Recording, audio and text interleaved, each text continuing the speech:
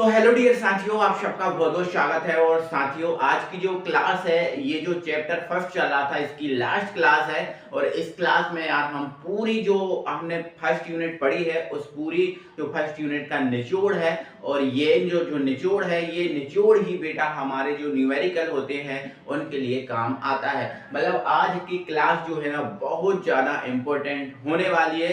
क्योंकि देखो, पहली बात तो ये पूरे चैप्टर का निचोड़ है, और दूसरी बात इंपॉर्टेंट, महा इंपॉर्टेंट ये है कि ये जो मैं आज चीज करा रहा हूं भाई, यही चीज जो है ना न्यूमेरिकल में काम आती है। अगर हमें ये चीज नहीं बनती जो मैं आज बता रहा हूं, वो आप नहीं बनेगी, तो न्यूमेरिकल आगे आप नहीं कर पाओ। क्योंकि आज जो करा रहा हूं, ये पूरी फर्स्ट यूनिट के जो है ना फॉर्मूले हैं, जो आपको न्यूमेरिकल में काम आते हैं। ठीक है, तो आइए वीडियो को स्टार्ट करते हैं। तो चैनल पे नए हो तो दोस्तों चैनल को सब्सक्राइब कर लो। और भाई अगर आप रेगुलर देखते हो तो भाई कोई दिक्कत ही नहीं है, आपको सारी चीजें समझ में आती होंगी, हर कुछ आपको समझ में आता होगा। ठीक है, स्टार्ट करते हैं। तो प्यारे साथियों, हमारी जो फर्स्ट यूनिट थी जिसका नाम था बिलियन, ठीक है, तो हमने यहाँ पर ये देख लिया था कि जो बिलियन है, वो बिलियन साथियों वो बिलायक और बिले से मिलकर बनता है। जो बिलियन होता है साथियों, वो किस किस से मिलकर बनता है बेटा? बिलायक और बिले से मिलकर बनता है। मतलब बिलियन में एक होता है बिलायक और दूसरा होता है बिले।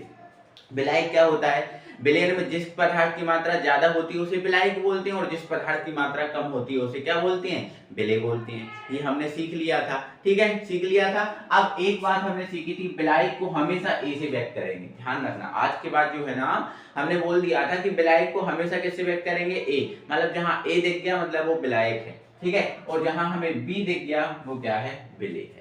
ए दिख गया बिलायक, बी दिख गया बिले। क्लियर है? ठीक है, अब आगे समझेंगे। हमने देखा था बेटा जो डब्लू होता है, डब्लू को इंग्लिश में क्या बोलते हैं? वेट। वेट का क्या? डब्लू। और वेट को हिंदी में क्या बोलते हैं? भार। मतलब भार को हम किससे रिप्रेजेंट करते हैं? डब्लू से। ठीक है, ओके।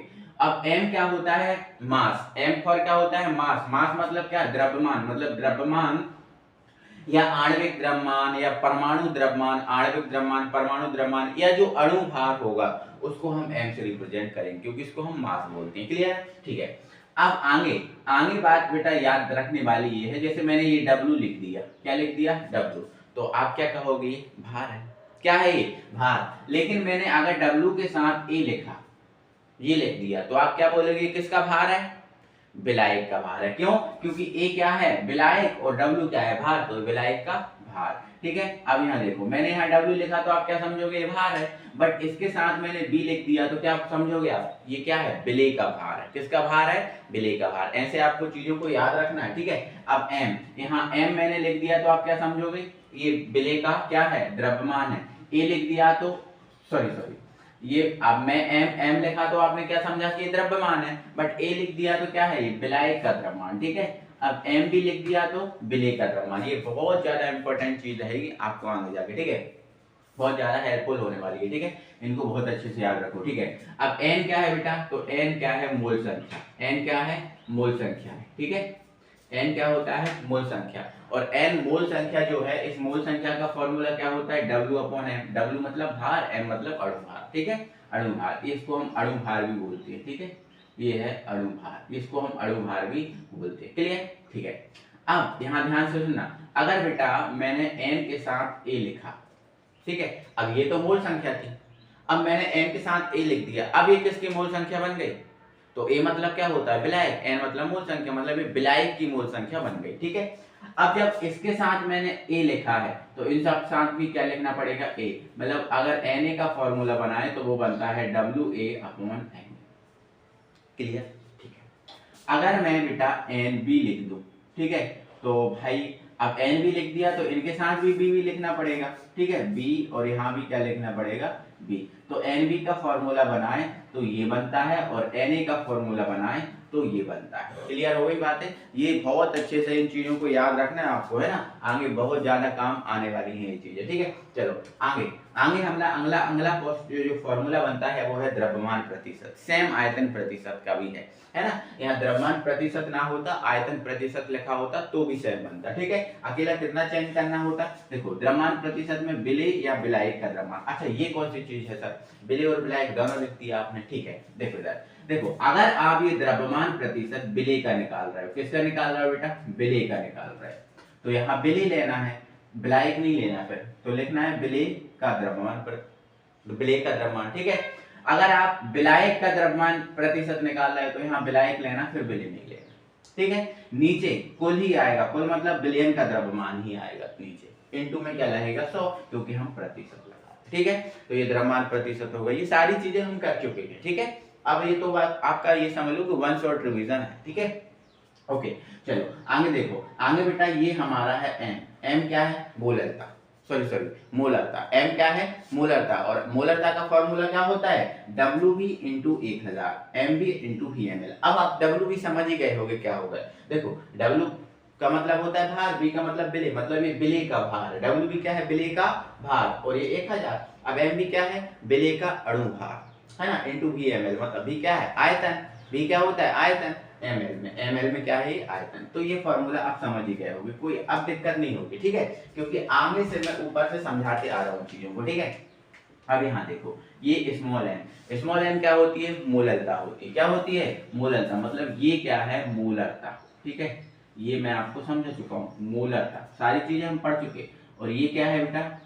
ये है मोलरता। ठीक है, ये है मोलरता। इसका और इसका फॉर्मूला बिल्कुल सेम है। देखो WB इंटू 1000 MB, अकेला यहाँ WA है, मतलब ये जो है विलायक का भार होता है। ये WA है, ये क्या है? विलायक का भार है। ठीक है, ये विलायक का भार। इसमें बिलियन का आयतन होता है, जो VML है वो बिलियन का आयतन है ना। लेकिन हमने देखा था ना 1 लीटर या 1000 ml बिलियन में, सॉरी 1 लीटर या 1000 ml बिलियन में उपस्थित विलेय की मोलों संख्या को मोलरता कहते हैं। ठीक है, लेकिन 1 किलो या 1000 ग्राम विलायक में उपस्थित मोलों की संख्या होगी वो मोलरता। मतलब इसमें विलायक लिया जाता है, इसमें विलयन लिया जाता है। तो विलयन लिया जाता है इसलिए विलयन का आयतन, इसमें विलायक लिया जाता है, और विलायक का इसमें क्या लिया जाता है? भार। तो ये विलायक का क्या है? भार। विलायक का क्या है? भार। ठीक है, ध्यान रखना, विलायक का भार। ओके, ये चीजों को याद रखना। ठीक है, फिर आपका क्या बन जाता है? नॉर्मलता। क्या बन जाता है? नॉर्मलता। तो नॉर्मलता क्या है? WB into 1000 EB। अब EB क्या है? तो B क्या है? तो विलेय, और E क्या है? तुल्यांकी भार, मतलब विलेय का तुल्यांकी भार है। ये क्या है? विलेय का तुल्यांकी भार। ध्यान रखना, EB क्या है?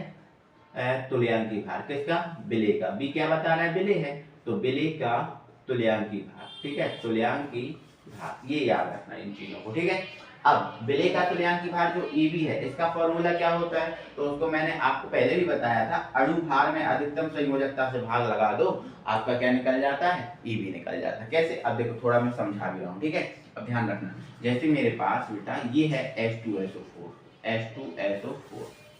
ओके, अब आपको पता है H पर क्या होता है बेटा? 1+ होता है। क्या होता है? 1+। और SO4 पर क्या होता है मेरे साथियों? 2- होता है ना, जानते हो ना, H पर 1+, SO4 पर 2-। अब देखो, संयोजकता देखना है। संयोजकता में आपको पता है प्लस माइनस नहीं देखा जाता, तो मतलब आपको ये नंबर देखना है, ये नंबर देखना है ना। तो इस पर कितना है? 1, और इस पर ये नंबर कितना है? 2। तो इसमें अधिकतम कौन है? 2 है ना, तो हम 2 से भाग लगाएंगे। अब अणुभार आप निकालना आता ही होगा, जैसे H का 1 होता है, 2 H है तो 2 हो जाएगा। S का कितना होता है? 32 होता है। O का कितना होता है? 1 होगा 16, 4 O है तो 64, टोटल कितना आ गया? 98। कितना आ गया? 98। और भाई अगर इसका EB निकालना है तो अणुभार में अधिकतम संयोजकता से भाग लगाना पड़ेगा, मतलब अणुभार तो आपका ये आ गया, और अधिकतम संयोजकता कितनी है? 2। 2 से भाग लगाएंगे, आया 49। ठीक है, तो ऐसे आप क्या निकालती हो? तुल्यांकी भार। ये नॉर्मलता का फॉर्मूला, n पर क्या होता है? नॉर्मलता। ठीक है, अब ऐसे फॉर्मूला देखो, जो आपका फॉर्मलता है, ये फॉर्मलता का ही फॉर्मूला बिल्कुल सेम सेम, ये मोलरता और फॉर्मलता का फॉर्मूला जो है बिल्कुल सेम सेम है, इसमें कोई अलग अलग नहीं है। ठीक है, ओके, कोई दिक्कत है? चलो अब आगे आप चीजों को समझेंगे। ठीक है, इतना तो आपका हो गया है, अब आगे चीजों को समझेंगे। ठीक है, अब आगे ये मैंने तुल्यांकी भार निकालना आपको बता दिया, किसी का भी ऐसे ही निकाल दे। ठीक है, तो इसके लिए जैसे अगर NaCl का देखना है तो Na पर क्या होता है? 1+, Cl पर 1-। अब इसमें अधिकतम क्या है? ये भी 1 है, ये भी 1 है, मतलब 1 ही है अधिकतम। ठीक है, समझ रहे ना, 1 ही है ना अधिकतम। तो ऐसे करके मैंने सारी चीजें बता रही थी, है ना। अब जो अगर डाउट हो तो फिर मुझे बताना। ठीक है, अब आगे देखो, अब एक फॉर्मूला और याद रख लो इसका, पीपीएम का। किसका? पीपीएम का। ओके, पीपीएम का। ओके, तो यहां पर क्या लिखा है? पीपीएम का फॉर्मूला क्या है बेटा? विलेय का द्रव्यमान। क्या है? विलेय का द्रव्यमान। विलेय का द्रव्यमान। ठीक है, बटे क्या होता है? विलयन का द्रव्यमान। विलयन का द्रव्यमान।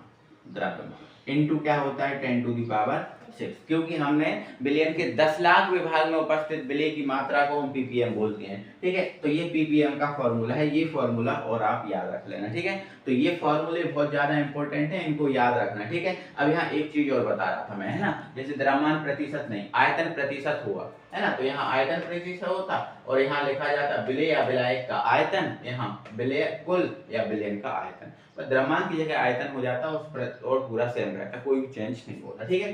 तो ये फॉर्मूला हो जाएगा, ठीक है। तो इतना हो गया। अब यहाँ के बाद अब हम पहुंचते हैं आगे, और अगला हमारा फॉर्मूला होता है मूल प्रभाज का, ठीक है। अब देखो मूल प्रभाज को पता है ना, x से रिप्रेजेंट करते हैं, मूल प्रभाज को किससे रिप्रेजेंट करते हैं, x से। अगर हम a लगा देंगे तो a क्या है, विलायक, मतलब विलायक के मूल प्रभाज हो जाएंगे, ठीक है। और अगर हम x के साथ b लगा देंगे तो b विलय होता है, तो विलय के मूल प्रभाज हो जाएंगे, ठीक है। अब विलायक और विलय के मूल प्रभाज का योग हमेशा और हमेशा एक होता है, ये हमें याद रखना है।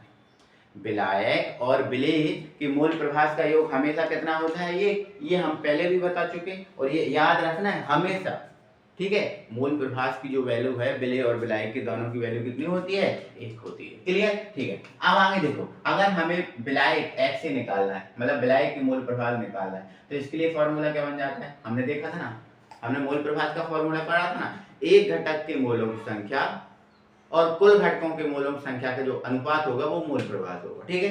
अब ध्यान रखना, जैसे ये विलायक के मूल प्रभाज निकाल रहे हो, तो यहाँ पर किसके मोलों की संख्या लोगे, विलायक के, और नीचे आप कुल लोगे, ठीक है। अब विलय के निकालना है तो ऊपर विलय के मोलों की संख्या लोगे और नीचे क्या लोगे, आप कुल लोगे, ठीक है। अगर आपने हमारे साथ शुरू से पढ़ा है, ठीक है, पहले लेक्चर से, और अब ये पढ़ रहे हो, तो भाई ये चीज आपको इतनी प्यारी लग रही होगी, और इतनी प्यारी, बहुत प्यारी लग रही होगी, और आपको इतना अच्छा लग रहा होगा कि बहुत अच्छा फील हो रहा होगा कि वाह हमने सारा कुछ पढ़ लिया, ठीक है। तो भाई अगर आपने नहीं देखा तो यार शुरू से देखो, है ना, बिल्कुल यार, चैनल पे हमने प्लेलिस्ट बना दी है 2024-25 के नाम से, तो आप उसको देख लो, जाके अच्छे से पढ़ लो, मस्त मजा आएगा। और भाई आपकी तैयारी जो है 100 नंबर की चल रही है, ये बात भी याद रखना, ठीक है। चलो हो गया। अब हेनरी का नियम याद रखना, तो देखो हेनरी का नियम हमने दो टाइप से पढ़ा था, कितने टाइप से, दो टाइप से। एक पढ़ाया था भाई विलय की जो गैस पर लगाया गया था उसकी मात्रा के कैसा होता है, समानुपाती, मात्रा को हमने क्या माना था, m, ठीक है। एक तो आपका ये हो गया था, ठीक है, एक अपना क्या हो गया था बेटा, ये हो गया था, ठीक है। अब आगे ये तो ये था, बट इससे न्यूमेरिकल नहीं बनते, न्यूमेरिकल बनते हैं दूसरे टाइप से, हमने दूसरे टाइप से पढ़ा था ना, मूल प्रभाज के नाम से, ठीक है, मूल प्रभाज के अकॉर्डिंग, ठीक है। तो हमने देखा था हेनरी नियम मूल प्रभाज के रूप में क्या होता है, P is equal to KH, और ये इंटू x, इंटू क्या होता है x, इंटू क्या होता है x, ये पढ़ा था, ठीक है। अब x क्या है बेटा, तो x है गैस की मात्रा, ठीक है, x क्या है, गैस की मात्रा, किसमें, अब x गैस की मात्रा तो है, बट किसमें है, ये मोल में है, किसमें है बेटा, मोल में है, कोई दिक्कत नहीं, कोई टेंशन नहीं, इतना याद आप रख लेना, क्लियर है। आगे बढ़ते हैं प्यारे साथियों, तो ये चीजें आप समझते चलो, आगे बढ़ेंगे। अब देखो हमने पढ़ा था अणु संख्या गुणधर्म, अणु संख्या गुणधर्म हमने देखा था जो अणुओं की संख्या या कणों की संख्या के ऊपर डिपेंड करता है ना, ठीक है। अब हमने उसमें देखा था कि वास्तव में आपेक्षिक अवनमन का जो फॉर्मूला था वो ये था, P not A minus PA upon PA is equal to x, यही देखा था हमने, निकाला था ना, निकाला था, याद आया, निकाला था ये चीज, बिल्कुल। ये आपका रिवीजन चल रहा है, रिवीजन चल रहा है, और बहुत धांसू रिवीजन चल रहा है भाई आपका, ठीक है। चलो तो ये आपने देखा था। अब यहाँ से बेटा न्यूमेरिकल आएंगे, इससे आ सकते हैं न्यूमेरिकल, ठीक है, बट इससे कम आते हैं, इसके अंदर एक फॉर्मूला होता है उससे आते हैं, तो उसको देखेंगे, देखो ध्यान से सुनना, देखो यहाँ देखो ये क्या लिखा है, P नॉट A माइनस क्या PA, ठीक है, अपॉन PA, ये ओके। अब इसमें XB जो है बेटा, जो हमारा XB है, इस XB की वैल्यू ये है, ठीक है, NB upon NA plus NB, ये है वैल्यू, ठीक है। अब इससे फॉर्मूला जाता है, इससे जाता है, अब बहुत ज्यादा कठिन होता है, इससे ज्यादा, देखो पहले तो इससे आ जाएगा, और कठिन बनाएगा थोड़ा तो इससे ज्यादा बनाएगा, ठीक है। अब और ज्यादा कठिन बनाएगा अगर न्यूमेरिकल को, तो वो क्या करता है, इसके अंदर और फॉर्मूला बनाता है और फिर उससे पूछता है, ठीक है। तो देखो आप ध्यान से, ये रहा आपका P नॉट A, क्या रहा P नॉट A माइनस ये रहा आपका PA, इसके बाद देखना बराबर क्या है PA। अब NA NB की और NA और NB की वैल्यू रखना है, देखो NB की वैल्यू ये है, और Na की वैल्यू ये है, ध्यान से सुनना।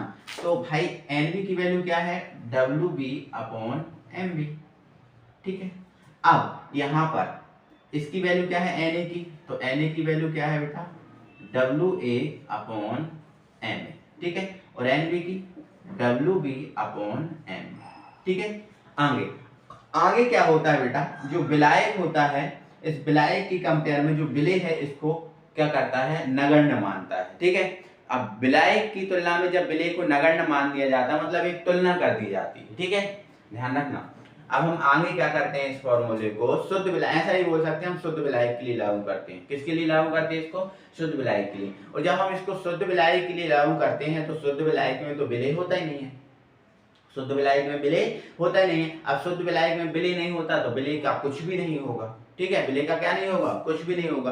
बट हम क्या कर रहे हैं, तुलना कर रहे हैं, किससे, शुद्ध विलायक से। तो तुलना हमेशा बेटा बटे में होती है, तुलना हमेशा कहाँ पर होती है बेटा, बटे में होती है। तो बटे का जो विलेय होगा वो पूरा का पूरा क्या हो जाएगा, शून्य हो जाएगा। तो बटे का जब विलेय शून्य हो जाता है तो हमारा ये फॉर्मूला बन जाता है, ठीक है, P0 A minus PA upon PA is equal to WB upon MB बटे WA अपॉन MA, ये फॉर्मूला बन जाता है। तो इससे आगे न्यूमेरिकल पूछता है, वो जब कठिन न्यूमेरिकल आपको आते हैं, ठीक है।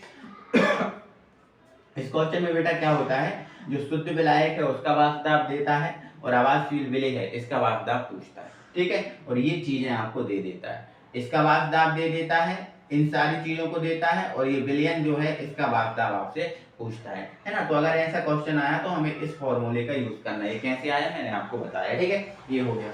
अब आगे देखो, अब आगे अगला फॉर्मूला है बेटा क्वथनांक में उन्नयन का, ठीक है, क्वथनांक में उन्नयन। अब हमने क्वथनांक में उन्नयन पढ़ा था, क्वथनांक में उन्नयन पढ़ा था कि क्वथनांक में जो उन्नयन है बेटा वो मूलतः के कैसा होता है, समानुपाती होता है। मूलतः के कैसा होता है बेटा, समानुपाती। तो यही फॉर्मूला बनेगा। बट हमने देखा था यार, इसका जब समानुपाती का जो चिन्ह हटता है तो एक नियतांक आता है, क्या आता है, एक नियतांक, वो आता है KB और ये रहा M। तो ये इसका क्या बन गया, फॉर्मूला। बट सर अब और वैल्यू, इससे तो हमारा न्यूमेरिकल नहीं आएगा, और मूलतः अगर क्वेश्चन में नहीं दी तो बिल्कुल ऐसा हो सकता है। तो बेटा हम क्या करते हैं, जो मूलतः है यहाँ पर जो M इसकी वैल्यू यहाँ पुट कर देते हैं, M की जगह ये वैल्यू पुट कर देते हैं, तो फॉर्मूला न्यूमेरिकल आता है बट इससे आता है, ये आपका KB direct same, KB same. अब M की जगह क्या हो गया, W इंटू 1000 अपॉन में M इंटू W, ये फॉर्मूला बनता है। अब A है क्वथनांक में उन्नयन ज्ञात करने का फॉर्मूला, ये किसका फॉर्मूला है बेटा, क्वथनांक में उन्नयन ज्ञात करने का फॉर्मूला। और इससे हम MB की गणना भी की थी, MB का फॉर्मूला निकाला था, तो MB को हम इधर ले गए थे और डेल TB को इधर ले गए थे, ठीक है। तो MB जब इधर चला गया था तो ये आपका क्या बच गया था, KB इंटू WB इंटू 1000, और ये इधर गया था डेल TB इंटू W, बन गया था फॉर्मूला।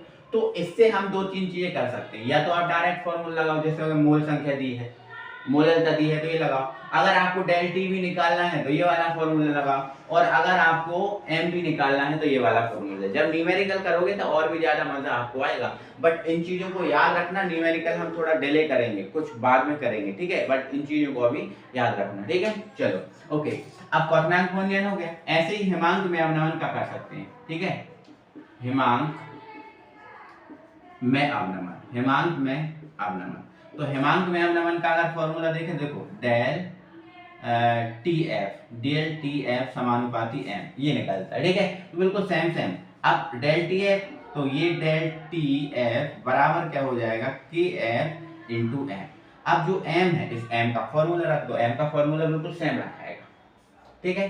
तो अब M का फॉर्मूला रख देंगे, अब M का वैल्यू पुट की दो, तो देखो del TF is equal to KF into WB into 1000 upon MB into क्या आ जाएगा, WB, ये वाला फॉर्मूला बन जाएगा, ये डेल TF का। और अगर MB को निकालना है तो MB को ले जाओ इधर और डेल TF को इधर ले आओ, मतलब क्या बन जाएगा, ये MB is equal to KF into WB into 1000 upon del TF into WA, ये चीज यहाँ से बन के निकल के आती है। ठीक है, तो ये इतने सारे फॉर्मूले अपन को करने हैं, इतने सारे फॉर्मूले करनी है, पूरी बुक का निचोड़ है। ठीक है, मतलब पूरी बुक का नहीं कहें, पूरे चैप्टर का, फर्स्ट चैप्टर का। ठीक है, अब एक चीज और रह गई है, तो वो एक चीज क्या है, राउल्ट नियम। ये और याद रखना है आपको, राउल्ट नियम। तो राउल्ट नियम क्या है बेटा, PA is equal to P0A dot X, ये आपका राउल्ट नियम है। ठीक है, तो इतने सारे फॉर्मूले याद रखने हैं आपको। ठीक है, ये राउल्ट नियम है ना, यही पढ़ा था ना। तो ये सारी चीजें अगर याद आप रख लेते हो तो ये पूरी जो है हमारा फर्स्ट चैप्टर इसका निचोड़ हो जाता है, और फिर हमें कोई दिक्कत नहीं होती, हम सारी चीजें कवर करते जाते हैं। यहाँ देख नहीं रहा बेटा, ये थोड़ा एडजस्ट करना। ठीक है, अब दिख रहा होगा। ओके, थोड़ा सा कैमरा को मैं पीछे करता हूँ। हाँ, अब सारी चीज़ें आपको एकदम दिख रही होंगी। ठीक है, अब आप स्क्रीनशॉट ले लो और इसको आप लिख सकते हो। क्लियर हुआ बेटा? तो ये सारी चीज़ें हैं और हमारा चैप्टर ख़त्म है। अगले जो कल की क्लास रहेगी उससे अगला चैप्टर हमारा स्टार्ट होगा, या तो फिजिक्स से स्टार्ट होगी, आपकी कमेंट के ऊपर डिपेंड करेगा, है ना, और या तो फिर हमारा नया चैप्टर स्टार्ट होगा। ठीक है, तो फिर ज़्यादा से ज़्यादा वीडियो को शेयर करो। मिलते हैं फिर अगली वीडियो में। Thank you very much.